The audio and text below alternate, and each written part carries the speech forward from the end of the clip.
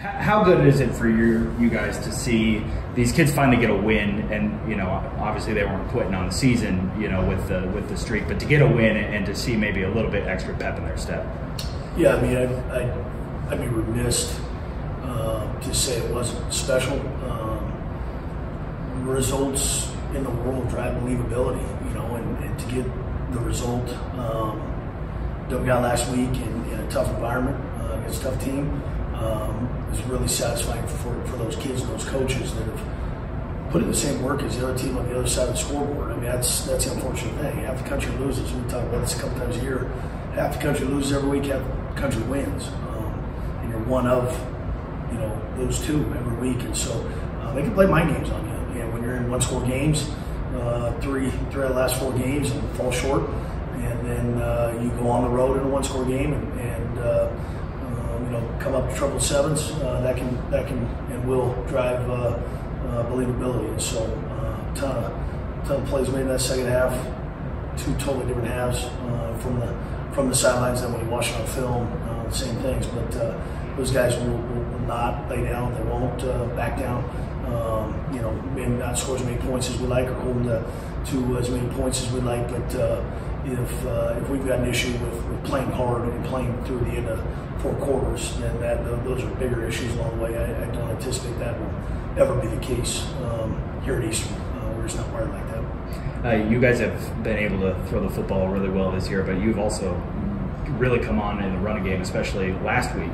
How much do you like to see that kind of balance on offense and really being able to run the football, especially in a situation where you need to put a game away like you were in? Yeah, I think that's the best thing about it. When they know what you're doing and you know what you're doing and you do it better than they think that you were going to do it, that's very satisfying. That's probably an understatement, especially as an offensive lineman, former offensive lineman.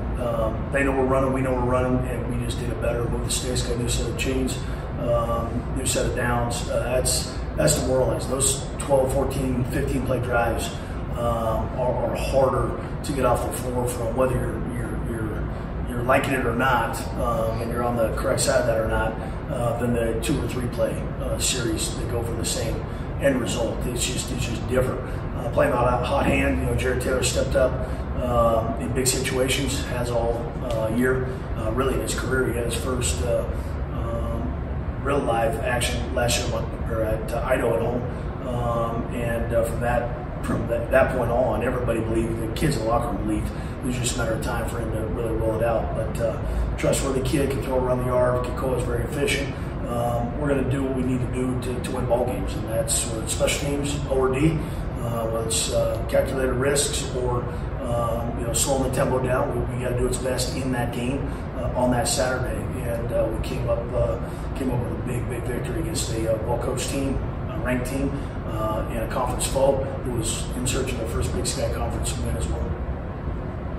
Coach, I saw that last week was your 50th career win as head coach. Does that milestone mean anything to you? Not really. I mean, it just means that we've been a part of 50 big smiles, as over the years. I've been a part of a ton of big smiles as an assistant over the years, and as a player.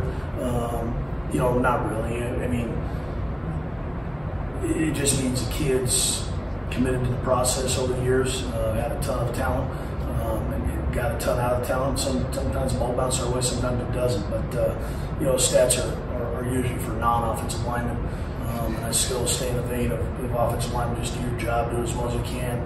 There's going to be opinions either way, but as they say, I'm just humbled to be the leader of this program. Since 2017 in January, I really truly mean that. It was never the plan, and here we are, 8 years later. A lot of ups, a lot of downs, a lot of in-betweens, and so some of those 50 high moments, some of those non-50s were high moments too. It just means you get to spend more time with kids that aren't yours, that are your surrogate father to, and a bunch of coaches that you hopefully mentor along the way. One or two big things that stand out when you look at Davis? Boy, firepower on offense. They don't push the ball vertically a ton. They move the pocket enough. Hastings throwing the ball around the yard. Man, we all know about not getting as many touches from the backfield as he was last year. They're getting the ball to him in different ways. They got more capable receivers. They got tight ends that block and catch. You'll see 6 or 8 non-conventional plays throughout the course of the game. That's the way Coach Plow was when he's assistant. Coach Hawkins was ahead.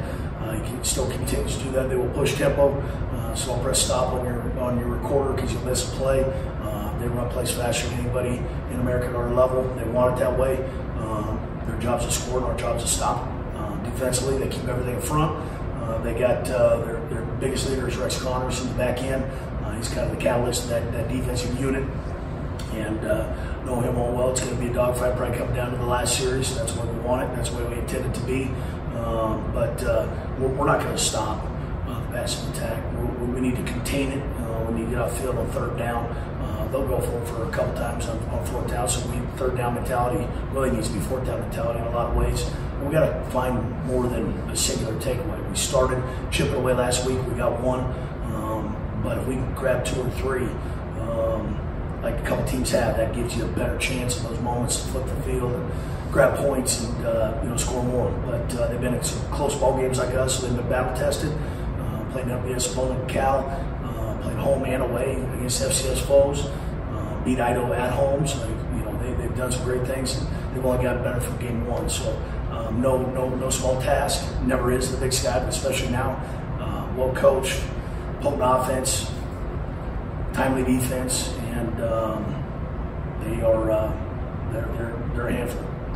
It seems like regardless of the result against Montana, these last 2 games at least are untrained eyes seem like the best 2 games you guys have played this season. Do you share that idea, or do you like where that trend is heading? I do. I might go further and say the last 2 halves of the last 2 games we played pretty good football. So that's the age-old deal, right? Everybody wants the answers. Well, hell, so do I. You played really good 30 minutes of second half football against Montana. Really good 30 minutes, really good 30 minutes of football against Sac State. 1 at home, 1 on the road. If we could kind of put those together, I think we'd have a lot of smiles throughout the course of the game. We tend to make things harder than we want it to be. Have forever around here at Eastern and on the football field on Saturdays, but the last 2 halves of the last 2 games have been really exciting. And really, it's even more exciting knowing that you didn't do that well in the first half and played a really good brand of football in the second half. Made some adjustments at halftime. You have to, the best do. Those adjustments the last two games, albeit we were 1-1 in the last 2 games, have shown great growth in that 30 minutes of football. So we put those 2 halves together from the jump, and then good things await. But if you've got any insight, whether it's on trained eyes or not, I'm all ears. I'm all ears. You don't want me breaking down film. Being tied to this university for so long as you have, what does homecoming mean to you? It means a lot of different things. And homecoming now, sometimes you mention the kids, and it's like, well, that's kind of a high school thing. Well, no, it's not just a high school thing. And it means somebody in high school.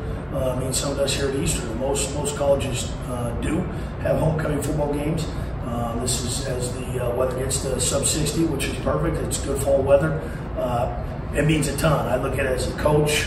I look at it as a former student. I look at it as an alumnus of the university, because I am an alumni. So being able to meet and see a bunch of guys for the first time, whether it's just students or just fans. A bunch of former teammates come back. They came back last year. Tim did a great job of putting his arms around a lot of the former football players here, and a lot of them came back, got acknowledged. And it was fun to see some of those guys for the first time since they've been done.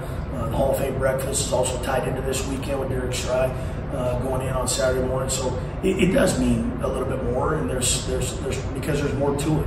But then when the game comes around, it's coaching as usual, get locked in. But it's good for the university, good for the community, good for the student athletes, and the build up to Saturday is good. And we expect a great crowd. Weather should be fine. 4 o'clock kick, and we're going to need every ounce of energy those fans can bring. Thank you, Coach. Thank you.